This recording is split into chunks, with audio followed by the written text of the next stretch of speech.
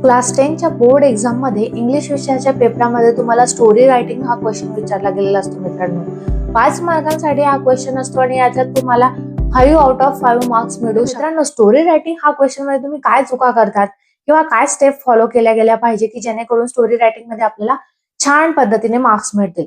तर मित्रांनो, simple example सांगते मी तुम्हाला. जसं की आपण एखादा मूव्ही बघतो तर त्याच्या स्टोरी लाईन, त्याची स्टोरी जर चांगली असेल तर आपल्याला किती आनंदाने आपण तो फुल मूव्ही बघतो, पूर्ण मूव्ही बघतो. तसंच तुमचं स्टोरी रायटिंगचं असतं मित्रांनो. तुम्ही स्टोरी कशी राईट करताय, तुमची स्टोरीची सुरुवात कशी झाली, एंड कसा झालाय. एक्झामिनर ती स्टोरी वाचून खुश झाला तर तुम्हाला मार्क्स सुद्धा फुल मार्क्स देईल. सिंपल आहे ना. तर स्टोरी रायटिंग कशा पद्धतीने करायची याच्यातच तुमचं अर्ध सोल्युशन तुम्हाला भेटून गेलं. सर्वात अगोदर आपण जाणून घेऊ की हा प्रश्न तुम्हाला बोर्ड एक्झाम मध्ये कशा पद्धतीने विचारला गेलेला असतो. तर बघा मित्रांनो, क्वेश्चन 6 मध्ये बी मध्ये हा क्वेश्चन तुम्हाला expand the theme, do any one of the following, 2 activity दिलेल्या असतात, त्याच्यापैकी एक तुम्हाला करायची असते. ते म्हणजे एक न्यूज रिपोर्ट तुम्हाला लिहायचा असतो किंवा त्याला ऑर स्टोरी रायटिंग असते. तर आजच्या व्हिडिओमध्ये आपण स्टोरी रायटिंग बघणार आहेत. तर स्टोरी रायटिंगच्या काय स्टेप्स आपल्याला फॉलो करायचं आहे, कशा पद्धतीने आपल्याला स्टोरी लिहिली गेली पाहिजे. सिंपल सांगते मित्रांनो, खूप सिंपल भाषेत. टायटल, सुरुवातीला टायटल द्याल, ठीक आहे. त्याच्यानंतर मेन स्टोरी लिहायला सुरुवात करा.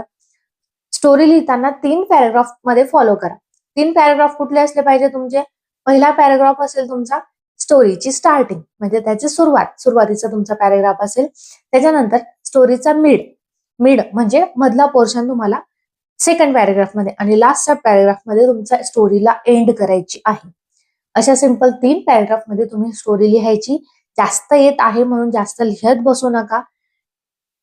शॉर्ट आणि सिंपल म्हणजे 1 पेज भरेल इतकी स्टोरी तुमची लिहिली गेली पाहिजे. म्हणजे 5 मार्कांसाठी तेवढी सफिशियंट आहे. त्यानंतर लास्टला येतं moral of the story. Moral of the story द्यायला विसरू नका मित्रांनो, याला मार्क्स असतात. तर स्टोरी रायटिंगला कशा पद्धतीने मार्क्स दिले जाते ते सुद्धा मी तुम्हाला सांगणार आहे. तुम्ही चूक कुठे करतात माहिती का मित्रांनो? तुम्हाला टायटल सुचत नाही म्हणून तुम्ही टायटल काहीतरी देऊन येतात. सुटेबल टायटल द्या मित्रांनो, छान आणि अट्रॅक्टिव्ह वाटेल असं टायटल तुम्हाला द्यायचं आहे. तर टायटल येत नाहीये, सुचत नाहीये, 2 लाईन सोडून द्या, स्टोरी लिहा. स्टोरी लिहिल्यानंतर तुम्हाला ऑटोमॅटिक सुचेल की टायटल काय दिलं पाहिजे. मॉरल ऑफ द स्टोरी द्यायला विसरू नका. ते दिलं तर तुमची स्टोरी एकदम छान पद्धतीने दिसेल. स्टोरीची जी काही सुरुवात आहे, मिड आणि एंड ही जर छान झालेली असेल तर तुम्हाला या 4 ते 4.5 मार्क्स इझिली मिळतात स्टोरी रायटिंग. तर बघा मित्रांनो, कुठल्या इम्पॉर्टंट टिप्स आहेत. तर इम्पॉर्टंट टिप्स म्हणजे जिथं तुम्ही चुका करतात ना, आता लक्ष द्या. तर पहिला मुद्दा म्हणजे तुमची जी काही स्टोरी आहे ती ऑलवेज पास्ट टेन्स मध्ये असली पाहिजे. ठीक आहे, भूतकाळात तुमची स्टोरी लिहिली गेली पाहिजे. आणि त्यानंतर स्टोरीची जी काही स्टार्टिंग आहे आणि एंडिंग आहे ती खूप छान झाली पाहिजे. त्याच्यानंतर तुमची हँडरायटिंग जी आहे ना, जास्त खडाखोड करू नका. म्हणजे ऍटलिस्ट रिडेबल हँडरायटिंग तुमची असली पाहिजे. छान सुटसुटीत अशा पद्धतीने पॅराग्राफ ज्या पद्धतीने मी सांगितले त्या पद्धतीने पॅराग्राफ वाईज तुम्हाला स्टोरी लिहायची आहे. करेक्ट टायटल द्या. टायटल थोडं बोल्ड द्या, त्याला अंडरलाईन करा पेन्सिलीने. मॉरल द्या स्टोरीचं, आणि जी काही तुम्ही लँग्वेज सिंपल इंग्लिश लँग्वेज मध्ये लिहायचा प्रयत्न करा मित्रांनो. जितकी सिंपल वाचायला सोपी, समजायला सोपी असेल तितक्या तुम्हाला मार्क्स जास्त मिळतात स्टोरी रायटिंग. तर आता बघा मार्क्स डिस्ट्रीब्युशन कशा पद्धतीने असेल. टायटलला आणि मॉरलला आणि तुम्ही ज्या काही स्टेप फॉलो केले त्याला तुम्हाला तिथंच, म्हणजे बघता बरोबर तुम्हाला 1 मार्क तिथं मिळून जातो. त्याच्यानंतर सेकंड येतं ते ग्रामर. तुम्ही ग्रामॅटिकली किती करेक्ट आहात तिथे तुम्हाला 1 मार्क मिळून जातो. म्हणजे तुमची व्होकॅब्युलरी, ग्रामर आणि टेन्स कशा पद्धतीने आहे त्याला तिथं तुम्हाला 1 मार्क मिळतो. आणि नेक्स्ट पॉईंट म्हणजे स्टोरी, जी काही तुम्ही स्टोरी लिहिलंय तिची स्टार्टिंग, मिड आणि एंडला तुम्ही काय लिहिलंय नेमकं, त्याचं सिक्वेन्स कसं आहे, त्या गोष्टीला तुम्हाला इथे 3 मार्क असतात मित्रांनो. तर हे बघा, स्टोरी लिहिताना थोडी सस्पेन्स क्रिएट करून अशी स्टोरी तुम्ही छान पद्धतीने लिहू शकतात. मी जसं सांगितलं की तुम्ही एखादा मूव्ही बघताय, त्याच्यात जर काहीतरी टर्न असला किंवा सस्पेन्स असला तर ते तुम्हाला बघायला आवडतं. तसं एक्झामिनरला जर स्टोरी छान असेल तर रीड करायला, वाचायला आवडेल आणि मार्क्स द्यायला सुद्धा आवडेल. तर अशा पद्धतीने तुम्हाला स्टोरी एक्झाम्पल आपण बघूया की स्टोरी राईट बोर्ड एक्झाम मध्ये कसं करायचं. एक्झाम्पल बघा मित्रांनो, कशा पद्धतीने विचारला गेलेला असतो. स्टार्टिंगच्या काही लाईन्स तुम्हाला दिलेल्या असतात क्वेश्चन मध्ये. 5 मार्कांसाठी हा क्वेश्चन असतो.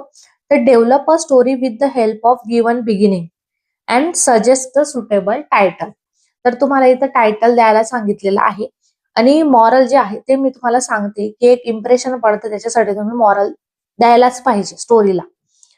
तर स्टोरीची स्टार्टिंग तुम्हाला या क्वेश्चन मध्ये दिलेली आहे. Once I was alone at my home, my parents had gone to other village. आणि पुढे जे काही स्टोरी असेल ती तुम्हाला कंटिन्यू करायची.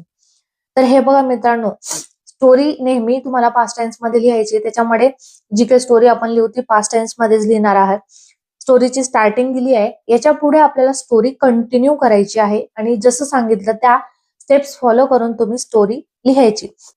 तर मित्रांनो बघा, हा जो क्वेश्चन आहे ना तो मागील वर्षी क्वेश्चन पेपरमध्ये विचारला गेलेलाच क्वेश्चन आपण घेत. तर तुम्ही टायटल लिहिलं, त्याच्यानंतर स्टोरीची सुरुवात आपल्याला दिलेली आहे. Once I was alone at my home, my parents had gone to other village.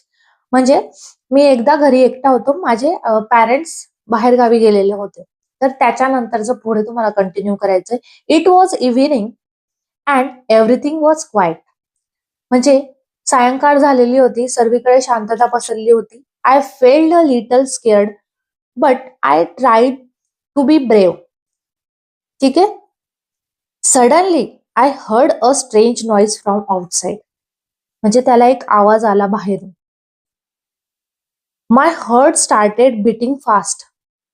त्याचे हार्टबीट वाढले. म्हणजे असं थोडासा सस्पेन्स किंवा थोडंसं कुतूहल, म्हणजे पुढे काय असेल अशा पद्धतीने तुमची स्टोरी लाईन बघा. आणि वाचायला किती सिंपल आहे, अशीच तुम्हाला स्टोरी लिहायची आहे. त्याने नेक्स्ट पॅराग्राफ मध्ये आपण घेऊ.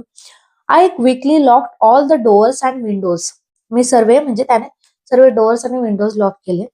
Then I called my neighbour and told him about the noise. म्हणजे त्या नॉईज बद्दल मी त्यांना, माझ्या शेजारच्यांना सांगितलंय. He came immediately with a torch. We went outside and saw that a dog had entered the backyard and was making the noise. I felt very relief. Then next, soon my parents returned home safely. I told them everything that happened. They were proud of me because I did not panic and acted wisely.